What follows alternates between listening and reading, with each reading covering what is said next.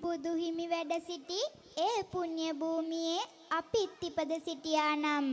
සසර දුකින් මිදෙන්නට සැබෑ මඟ පෙන්වූ ඒ උතුම් බුදු දහම අපටත් සජීවීව අසන්නට ලැබුණා නම් අපට නොලැබුණු ඒ වරම බුදු වදන් තුලින් අදටත් අපට විවෘතයි.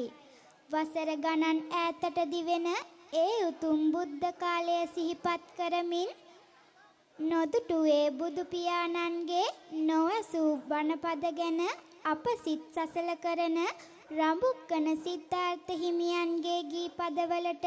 සංගීතය හා හඬමුසු කරන්නේ වික්ටර් රත්නායක ශූරීන් විසින්. මහා කාරුණික ආනන්ගේ ගුණ ඒ ගැඹුරු දහමේ හරය අදටත් අප සිත් තුළ තබා ගනිමින්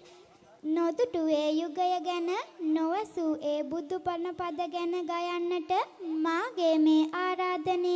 ශ්‍රී චන්දානන්ද දහම් පාසලේ 6 වන ශ්‍රේණියේ සහෝදර සහෝදරියන්ටයි.